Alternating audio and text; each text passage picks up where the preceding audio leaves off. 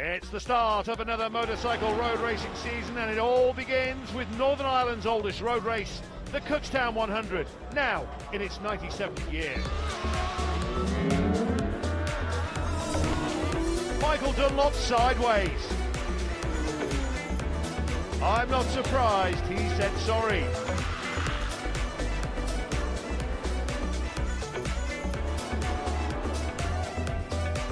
We are ready.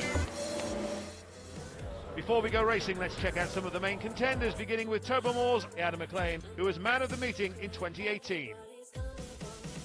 Just getting dialed in, obviously it's the first race of the year, and get our eye in and see where we are. Obviously it's a long season with Tandragee next weekend, and then on to the Northwest, and then on to the TT. So yeah, get dialed in, get a few miles in, and hopefully get a few good results. Derek McGee from Mullingar, like everyone else here, not relishing the conditions today. Today, it's compared to yesterday, it's not great. It's very gusty, and it looks like there's a lot of damp spots still out there, so we'll just have to see when we get out and just assess it then. Paul Jordan from Macrofelt is a previous national road race winner, but has just one bike this weekend. I've just ridden my own Yamaha R6 that I just, we prep ourselves in the garage, and it's nice, to be fair, to be quite honest. You're up there with the likes of John Burrows, McAdoo, Derek McGee's lot, they're out in real factory bikes, whereas that my bike's just been built basically in the garage with just a local, a few lads, and it's real nice just to be there with them. Derek Shields took the honours in the superbike class a year ago. It's pretty much miles on the bike, and as I say, learning it. We've a certain bike here, which is John Burrows' bike in the Roadhouse Macau 600. So we're just trying to get set up in for the Northwest, and get the Tandragee, put a couple of more miles underneath our belt. So we're just trying a slow and steady start and see how we are. If we're good enough to win, we're good enough to win. If not, we're not. Skerry's Michael Sweeney's always fast around here. The plan is to try put the three bikes on the podium, so that's our aim. The Cookstown 100 is the shortest circuit on the road racing calendar at just 2.1 miles in length. This year the start line has been moved halfway down the start-finish straight, so it could allow for some last-gasp overtaking manoeuvres. Derek Shields has opted to run the superbike in this one, whereas Derek McGee and Adam McLean have gone with the smaller Super Sport 600cc machines. They should be easier to handle in these damp conditions.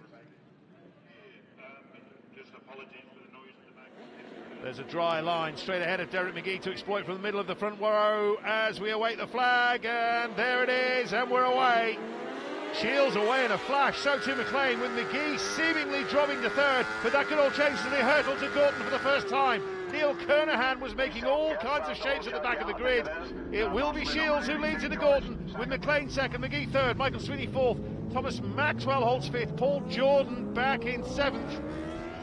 As he tucks in behind Paul Booth, that looked like Kernahan may have just gone past. Next wave away, Darrell Tweed, Stephen McKnight and Mike Brown. Race leaders at McAdoo, with Shields still leading the way. In totally dry conditions, you'd expect him to pull away on the superbike, but the damp surface is something of a leveller, and you'd expect he won't have things all his own way.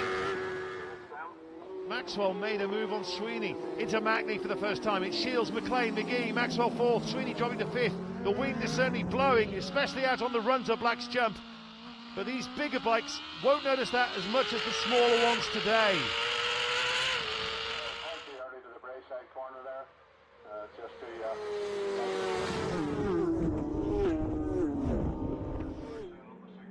The circuit from around Craigmount down to the Orritor crossroads and onto the start-finish straight look quite damp compared to other parts of the circuit. A twitching front tyre is not what the riders will be wanting to experience, but Derek Shields looks very much in command of his Burrows Engineering RK Racing Suzuki as he leads the pack at the end of lap 1 and onto the start of lap 2. Meanwhile, Thomas Maxwell in a hurry, so much so he looks as if he'll whiz by Derek McGee for third. He certainly has. But he may lose the position on the brakes in a Gorton. Indeed, that is the case as McGee glides into the turn. Maxwell having to slow a lot harder due to his extra speed on the approach. It also means McGee has extra power out of the turn. It's Shields, McLean, McGee, Maxwell, Sweeney, Williams, Kernahan, Jordan, Brown and Tweed completing the top 10 in that order. Jordan in 8th place as things stand. I'd be surprised if a third wave rider breaks into the top 10, or second wave I should say. Into Mackley and McGee, the man to watch indeed, as he slips inside McLean for second place. And the Kawasaki man now in pursuit of Shields, and with a lap under his belt, now aiming for the number one position. On the smaller 600, you'd fancy it would be a move on the brakes into a turn that would be his best option for a pass. Here's another peep at McGee, braking late into Gorton to move into third.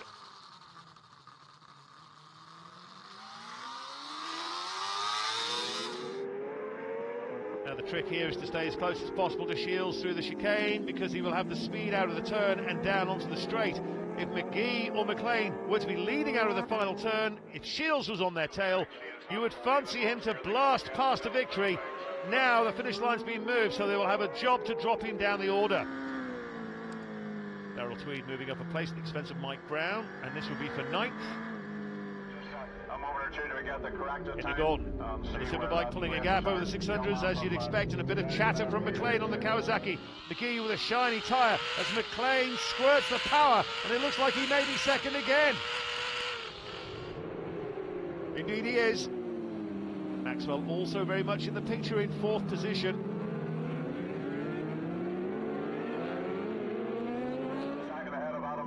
Three riders from the second wave. Derek Shields is going to prove very difficult to go past. I feel it would have to take a mistake from him to allow anyone through. Also, if the rain comes down again, which it has done on and off all through the day so far, then that could play into his rival's hands. Once again, the 600s close up on the 1000cc machine, but they will lose ground to the Suzuki on the blast down towards Gorton. And visibly the gaps will stretch out between first and second.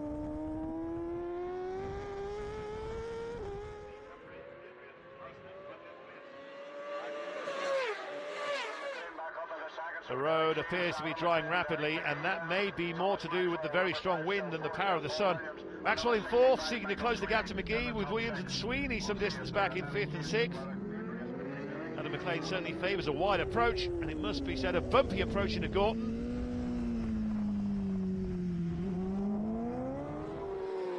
In the space of a couple of laps, the road at Mackley has dried off considerably, but that could change. It feels as if the rain, no matter how light, is never far away. Little sprinkle is what McLean and McGee could do with right now if they're to do anything about Derek Shields. Somewhat bizarrely, even though the sun has been shining today, we've also had rainfall at the same time. It's all following on the coattails of Storm Hannah, as McLean and McGee follow on the coattails of Storm Shields. On board with McGee, past Braeside, and on the power down to Gorton, all they can do is watch Shields burst away, and then hope that they can close up on the brakes into Gorton.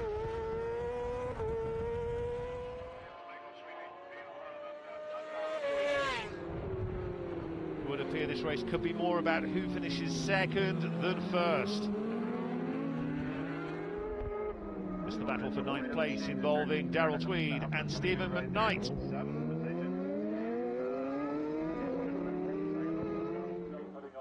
The gap opening up once more between the Superbike and the Supersport machines.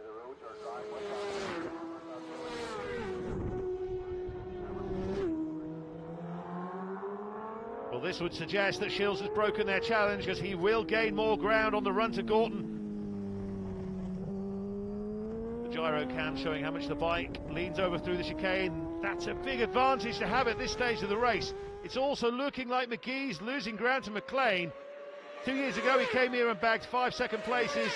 Doesn't seem that long ago. He would dearly love another one right now. Adam McLean into Gorton, and his bike squirms beneath him as it protests in the manner in which it's being slowed. I'm not sure protest is the right word, but there was a lot of movement as he reduced his speed at speed.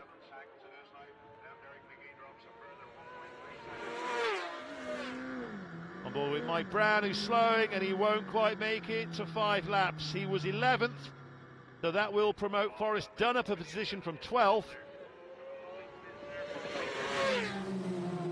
McGee looks like he has closed that space down again. Coming up on Tom Whedon, who is Derek Shields' teammate this year, and is about to be lapped.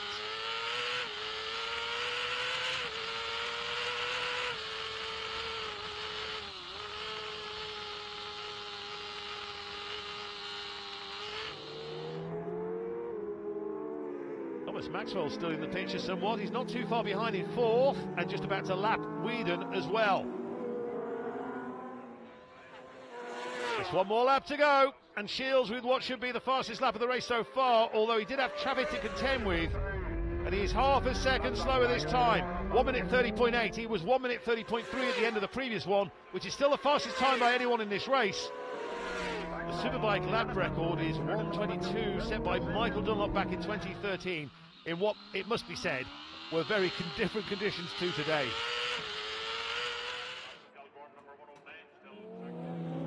Could be tricky as McLean looks to pass Harrison on the Silicon Engineering Kawasaki, which he manages to do.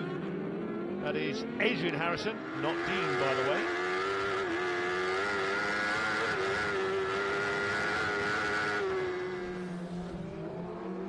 Here comes Maxwell to pass Harrison, who was 18th at the end of lap 5, although he's now on lap 6, whereas the leaders are on the 7th and final tour of the Orritor circuit.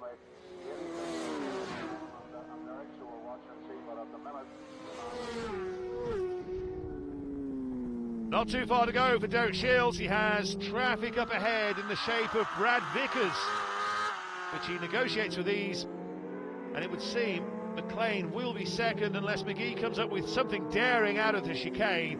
He doesn't look close enough. Derek Shields on the Superbike will win the first Superbike race. He was just too powerful for his rivals in this one.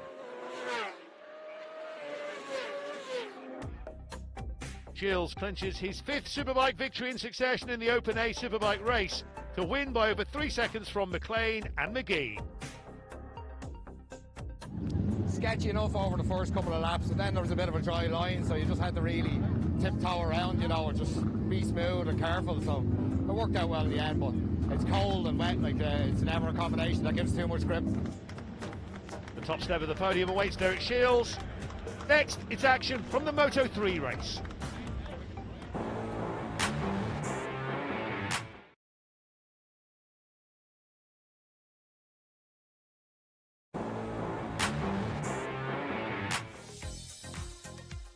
The Northern Irish National Road Racing season is underway, with the traditional curtain raiser, the Cookstown 100, not enjoying the best of weather this year.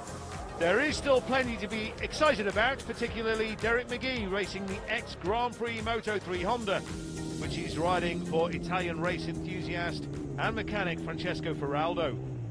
This is on board with the Irishman, and anyone who's familiar with the old layout will note how much further down the road the new start line is. The Moto3 race has been brought forward on the programme due to the damp roads this morning. Conditions they can deal with better than the bigger machines.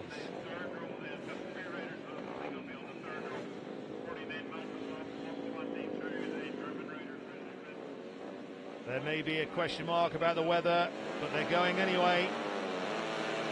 McGee in pole position. He's gone with wet tyres, which may not be the case all round the grid. The road does look quite dry as he powers away toward the first turn at Gordon. He leads from Nigel Moore on bike 86, with Sam Grief slipping into third. However, he's being caught and possibly passed on the approach. Indeed he is, as Paul Garland and Kevin Fitzpatrick leave the braking a touch later and slip by. Riding with Garland, who's fourth on the road behind Fitzpatrick on the short burst to McAdoo.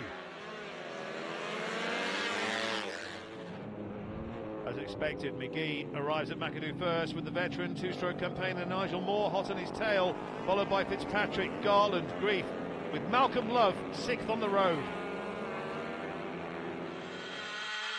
Here's another look at the start from the perspective of Paul Garland and Cal Critchlow. Will be interesting to see how that was dealt with.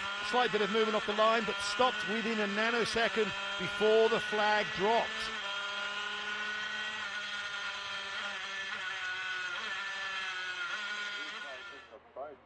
Where the wind could cause problems for the riders. McGee approaching Black's jump. A small front wheel wobble, with the roads much wetter on this part of the course than they are on the start-finish straight. Why McGee went with wet tyres. They had two sighting laps before this, and already he's pulling a big gap on Nigel Moore.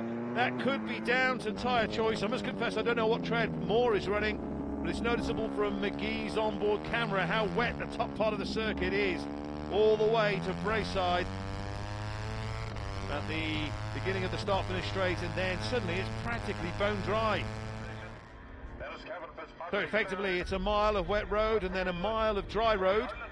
As I was saying, they've all had two sighting laps at the start, so they're well aware of the conditions and what tyre they wish to use. Riding with Paul Garland, who's showing us fourth on the leaderboard, but we must wait for the second wave to complete the lap before we have a true picture. Derek McGee is certainly leading and continues to pull away from Nigel Moore, who was 3.2 seconds behind McGee at the end of lap 1.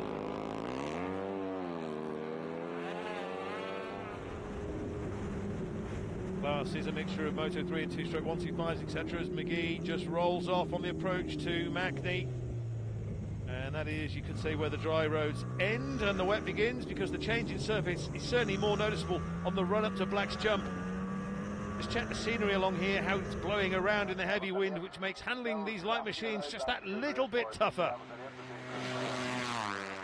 The lap record for this class was set by Sam Wilson 2 years ago, 1 minute 36. And McGee's best time has been around 5 or so seconds off that pace on these wet roads.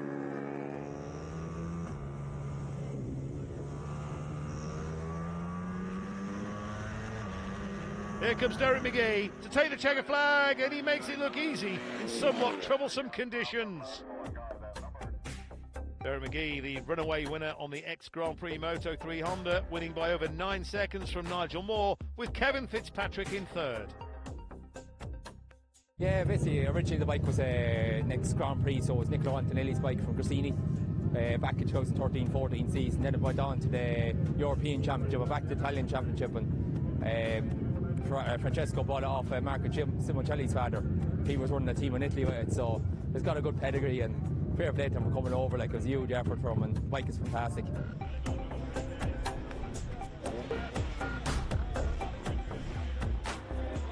Next, the attention turns to the Super Twins. Thankfully, Adam McLean is none the worse for wear following his big crash at Cookstown a few days ago. He starts on the front row, and I'm not sure where Terry McGee is going, because it's Michael Sweeney in pole. And a little bit of banter there, I would say.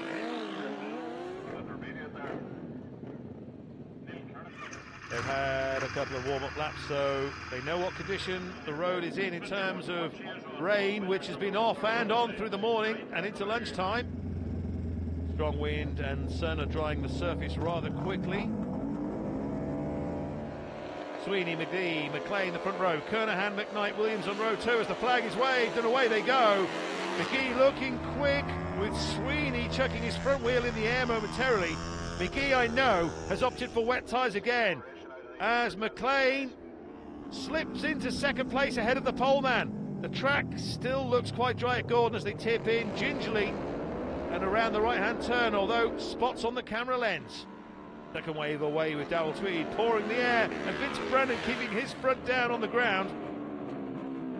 That's McGee, McLean, Sweeney, McKnight, the leading 4 riders. I believe Neil Kernahan is fifth as they round McAdoo for the first time. Here's another peek at the start, as seen from Adam McLean, who doesn't have the best of getaways, but soon makes up for it by powering past Michael Sweeney with a very late braking manoeuvre, which he times to perfection.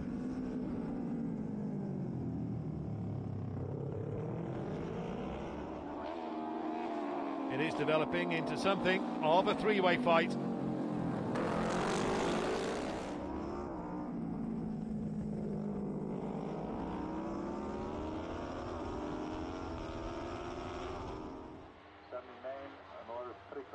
I would say Adam McLean certainly thought about a move on Derek McGee, or the possibility of one crossed his mind. For now, he'll be content to just sit and follow his rival into Craig Mount and the Orritor crossroads. But he may try and gun past him on the exit onto the start-finish straight, or even a cheeky move into Orritor. Well, he saw the opportunity was there, and he took it. So Adam McLean looks as if he will top the leaderboard at the end of lap 1. McGee certainly didn't look as smooth as you'd expect, and was perhaps still adjusting to the road conditions when McLean swooped. Here they come to complete lap 1, and Adam McLean full of confidence, having passed both Sweeney and McGee to take over the front, but McGee's hitting back, and it could be a case of he who breaks latest, with McGee sliding into Gorton. Oh, he broke heavier as he was faster than McLean onto the approach. It doesn't look to have affected his exit speed either, as he seeks to retake the place he lost. And there's barely enough room for two bikes along here, but they're side by side momentarily until McGee chooses to yield. McLean still leads, McGee still applying the pressure, and Sweeney ready to pounce should anything go his way. This is the moment McLean took the lead as McGee rolls off the throttle and the McAdoo Racing man takes advantage.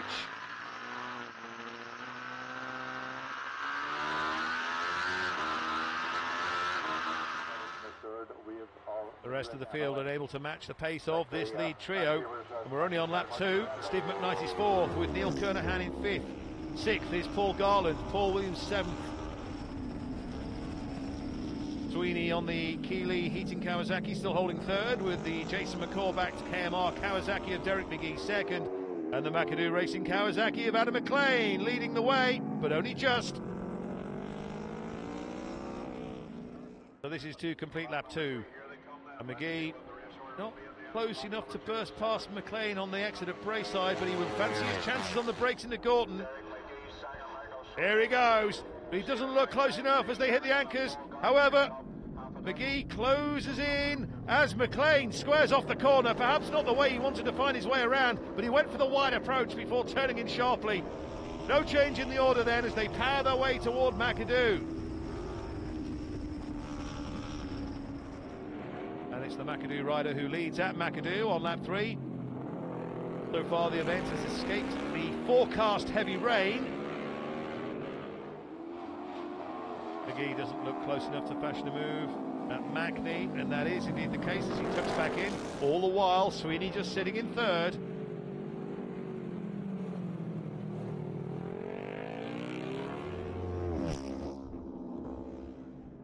Cold temperatures and the strong winds could well be causing a few problems for the riders.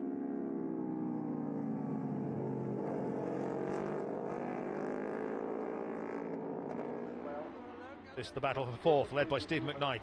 Neil Kernahan just behind him in 5th, and Paul Garland is 6th, with Paul Williams in 7th. This race contested over 7 laps, and McLean going for the tighter line this time as he protects his position on the road and on the leaderboard from Derek McGee and Michael Sweeney, who continues to hover like the proverbial hoverboard.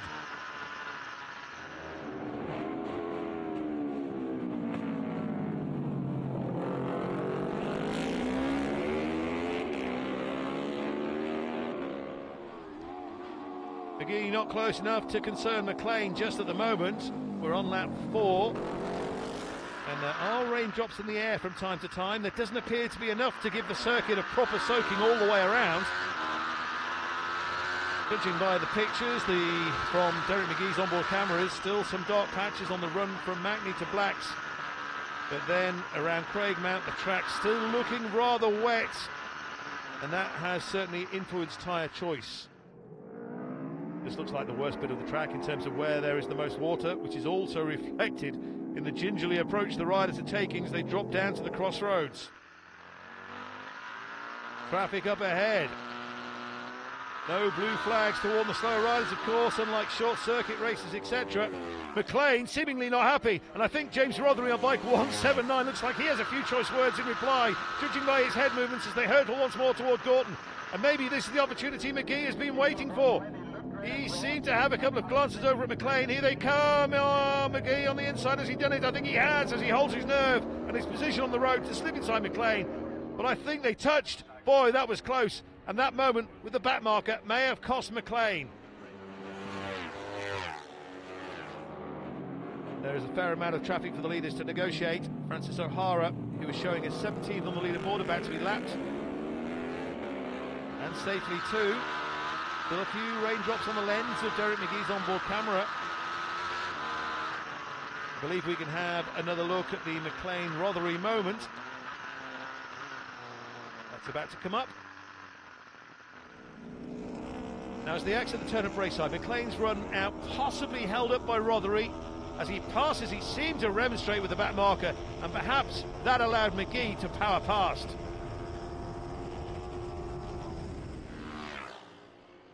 Here they come to begin their last lap. Paul Williams is one to watch on bike 138. He's climbed to 6th overall, but at present it's all eyes on these three. Or should I say these two, as Sweeney seems content with 3rd. Now is McLean content with 2nd. There's traffic up ahead as McLean drifts out wide. But McGee has the line into Gorton, and McLean will have to think again. This could be tricky. Lots of machinery in the way. Through this narrow section should suit McGee as he picks his way past the slower riders.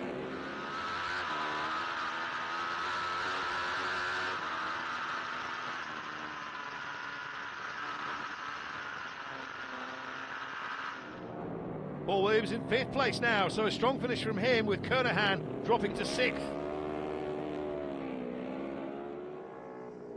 This is McLean's last hope, and this is why they've moved the finish line further down the road. Can he outgun his rival down the start-finish straight? He must have a perfect exit. Here they come, and not close enough. It will be win number 2 for Derek McGee. A nip and tuck super twin race for McGee, but he's certainly made to work hard for his 2nd win of the day by the young prospect McLean. Yeah, it was interesting out there. It was a good race, in fairness. It's always tight for Mick on Adam there.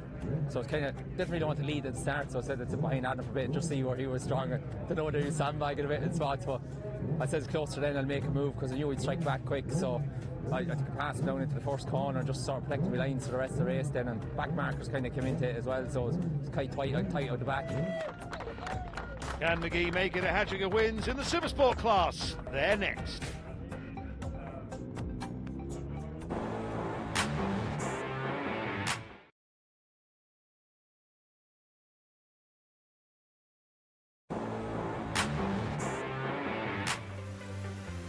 The Cookstown 100 in Northern Ireland has had everything bar snow and ice thrown at it today in terms of the weather, but full credit to the organising club who have managed to run the race programme efficiently up to this point. There's nothing to suggest that will change, but what has changed is the running order as they've dealt with the aftermath of Storm Hannah and accommodated each class accordingly. Derek McGee is in pole position for this, the Supersport race, and it's the first time today he's opted for dry tyres front and back. So that is a sign that conditions have improved. However, you can feel the threat of rain in the air, and above us it's a mixture of clear blue sky interspersed with dark rain-laden clouds. 7 laps for this. Fingers crossed they will bypass the track and leave us alone.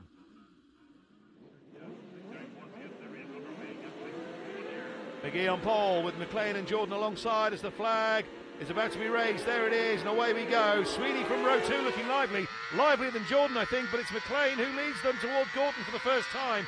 McGee in 2nd, but may chance his hand on the brakes, which he does. Oh, he may nail this beautifully. However, McLean has the speed out of the turn, and look at him go. And all I can think about is that McGee must have had the wrong gear out of the turn as he is swamped by his rivals. Here's another replay of the start.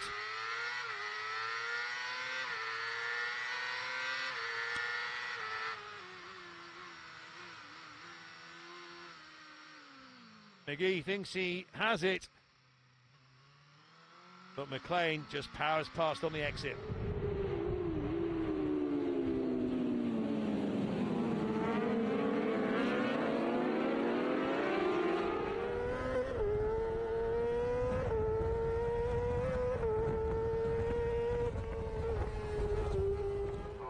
Adam McLean scrubbing the speed off into Mackney with Sweeney in 2nd, Jordan 3rd with McGee 4th after rolling a double 1 on the dice at Gorton. Derek Shills on the Roadhouse Mayor Cow Racing Yamaha this time, following his win on the Suzuki in the open race.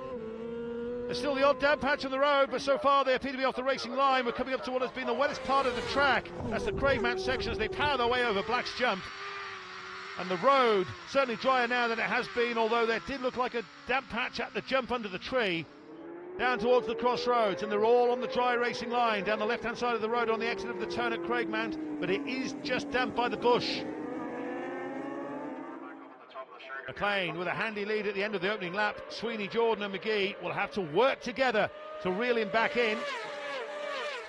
Second place, The gap from McLean to Sweeney was half a second, and 1 second covering the top four over the line as they twitch their way into Gorton, and it's synchronised twitching into Gorton.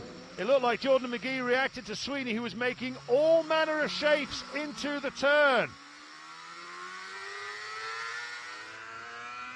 On board with Tom Whedon, who's part of the second wave of riders, none of whom have broken into the top positions on the leaderboard. Now this is the view Derek Shields had of the three-way hoedown into Gorton. I think that looked worse from behind than it did at the front.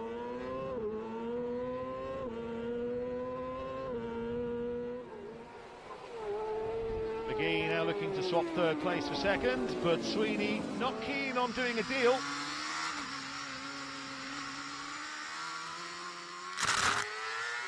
That was a bit too close for comfort. My goodness me, I was not expecting that. Neither was Derek McGee, I'd imagine. And this is what happened to Mike Brown at Mackney. Thankfully, he's okay.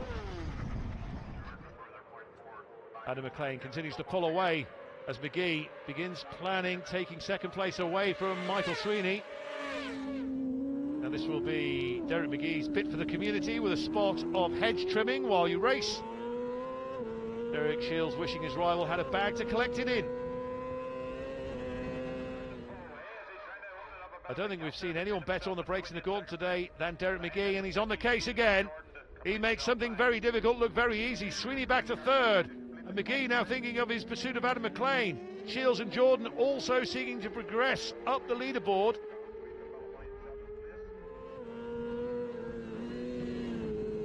And that is what Paul Jordan has done. He powers past Derek Shields, and he be going for the 2-for-1 deal and sweeps past Michael Sweeney. And that is in fact what he's done. He glides past Sweeney at McAdoo. That was simply beautiful. That could be the move of the weekend so far as I'm concerned. That was stunning. It had everything. Power, precision. That was truly stunning. Don't discount Paul Jordan from this one if he's in that sort of mood. Adam McLean is the man with the target on his back, and he has a couple of sharpshooters in the shape of Derek McGee and Paul Jordan looking to close in and have a pop if they can. Still plenty of time left as we come up to complete lap 2 of 7. Michael Sweeney and Derek Shields will have to go some just to stay with the top three. McLean yet to win today. McGee already has 2 victories under his belt, and it's been limited track time for Jordan, who's only brought his 600 with him this weekend. No change in the order at the front through the Orritor crossroads. So lap times. Paul Jordan with the fastest lap so far, 126.5, McGee 126.7, and McLean 127.3. So they're catching the race leader. So much time can be made up under braking, as Paul Jordan demonstrates.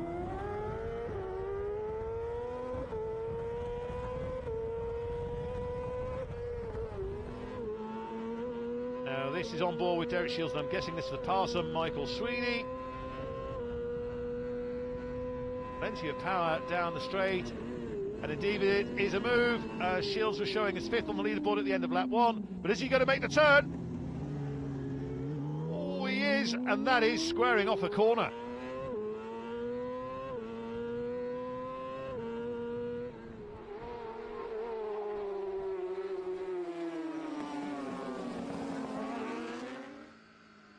Tom Whedon is in 12th place. He is behind Forrest Dunn, but 1 position ahead of Lee Hembury.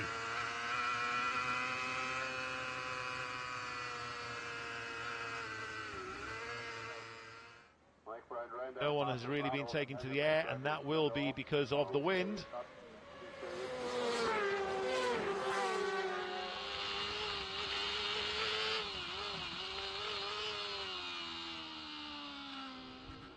McLean just cannot shake off Derek McGee or Paul Jordan.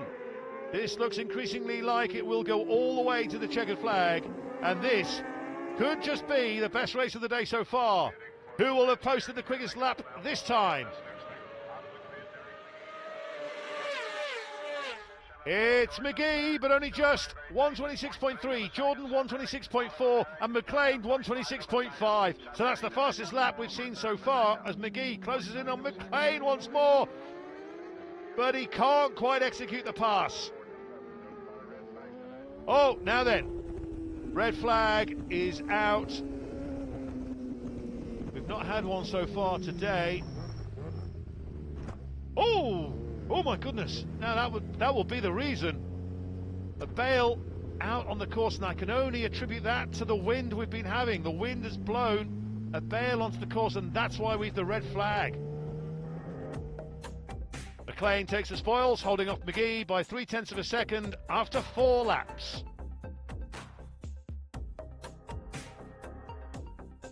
Delighted. It's nice to get the 600 one round here. That's the second 600 one, so yeah, well pleased. That was the one I was looking for today.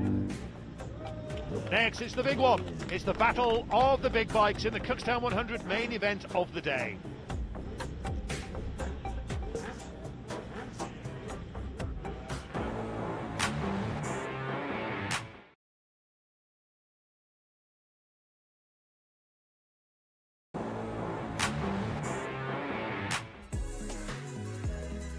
It's the final action of the day at the Cookstown 100 in Northern Ireland, and it's the big one, the feature race, with Derek Shields dominating this class in recent years.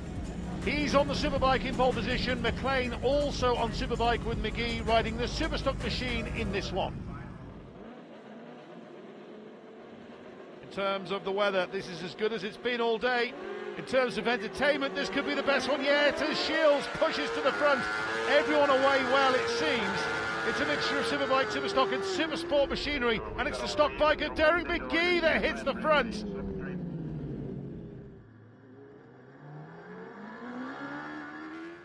Next wave away, Darrell Tweed, Steve McKnight and Kevin Fitzpatrick. Looks like there are some slick rears in place. Race leader Derek McGee has an intermediate on the front and a slick at the back.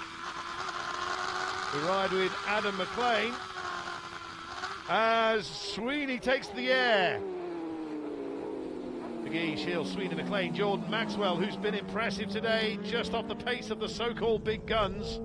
Derek Shields has already claimed one Superbike victory today with both McLean and McGee. We're on 600s in that one. As McGee goes sideways over the jump, and that has to be wind assisted. The rain may have gone, but the wind has certainly strengthened, and it's blowing harder than it has all day. I reckon Derek McGee was blowing hard under his helmet once his bike corrected itself following that landing. It also shows what a good decision it was by the organisers to switch the running order around and run the lighter bikes earlier in the day. They hit the brakes for Gorton with Shields trying to make up ground on McGee, which he is doing as the Kawasaki man overshoots the turn, as does Adam McLean. Remarkable. I can only assume that was wind assisted. It's blowing in that direction of the course. McGee rejoining second with McLean now fifth. Derek Shields timed it to perfection and reached the rewards. Sweeney bouncing around on his space hopper at McAdoo.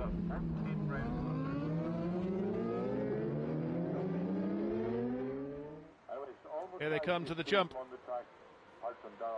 And again, the wind perhaps plays its part. McGee, being slight of frame compared to Shields, will have noticed it more. This could be one that will live long in the memory, with McGee snapping away at Shields' heels.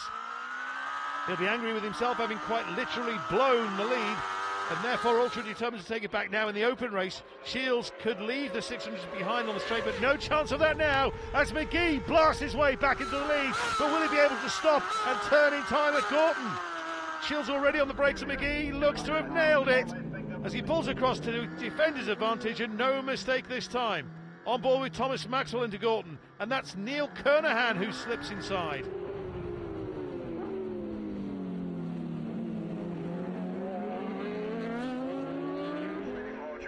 '59, Darrell Tweed, and '88 is Forrest. Yes, Forrest done, with Steve McKnight just behind. McGee still showing Shields the way around, and boy, is it blustery.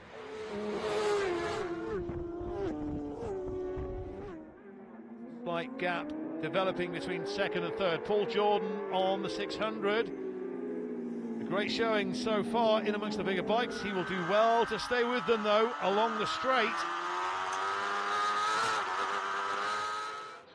Across the line they go. Does appear to be rain falling again. This might just get in the way of racing. And a rider down. He's quickly on his feet, but I think a lack of adhesion could be the reason for that. Lee Hembury, the man in trouble, as the rain comes down heavily. Talk about localised weather. It doesn't look to have hit Blacks, which is around 100 yards or so from Craigmount. Slow down is the warning, but I can't see how this continue with some riders on slick tyres. Fingers crossed it doesn't worsen as they tiptoe, well, almost tiptoe through the chicane.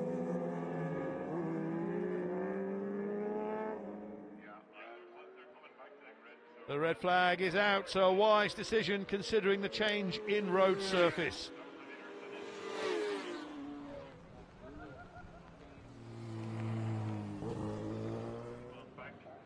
We will go again, but they line up on the grid in the order they were in the race, so no pole position for Derek Shields this time. That will be held by Derek McGee, so the riders won't feel their efforts have been in vain. This time it's the front row of McGee, Shields, Sweeney, row 2, Jordan, McLean, Kernahan with Maxwell at the back. And it could be a straight shootout between Shields and McGee for the number 1 spot at Gorton. McGee should have the inside line. Here they go. He who breaks latest. And I think that will be Derek McGee as long as he can turn it in time. Oh, it's getting a little bit messy further behind. Wave 2 away. The sun is shining brightly, possibly the best conditions we've had so far. But for how long?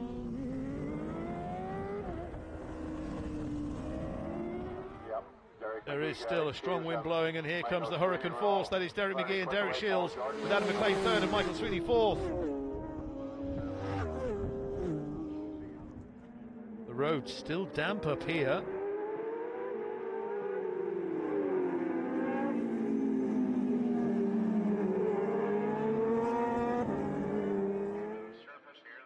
Out of the crossroads once more, Shields looking very menacing as he seeks to draw up alongside McGee, and he wants first place.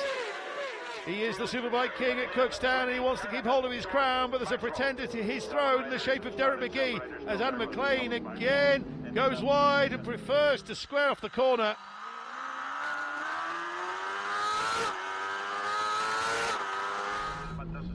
And maybe the wind's still causing havoc at Gorton as Forrest Dunn overshoots, and he's not the only one. Shields still hounding McGee.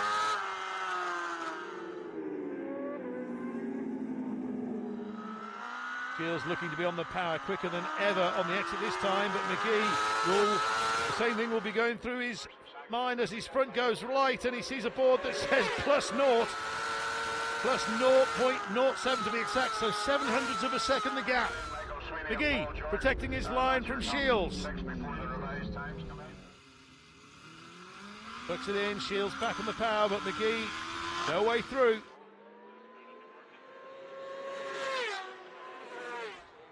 There are still 4 contenders in this one. McLean and Sweeney still very much in the picture. Apparently there's a rider down at Mackney. Let's hope it's not too serious.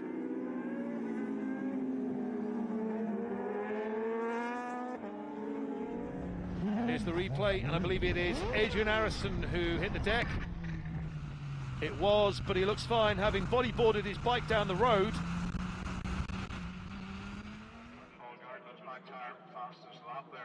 There's the red flag, and a multiple crash, the cause of the stoppage. Everyone is okay. Derek Shields loses his unbeaten record in the class to Derek McGee in the final race of the day, with the result called following 3 laps. Yeah, just across the jumps, the bike was just tying itself in knots, you know, you're getting a side wind and a man sideways, so a bit sketchy out there, alright. Derek McGee ends the Cookstown 100 as the man of the meeting following his triple success. Next on the road racing calendar is the Tandragee 100.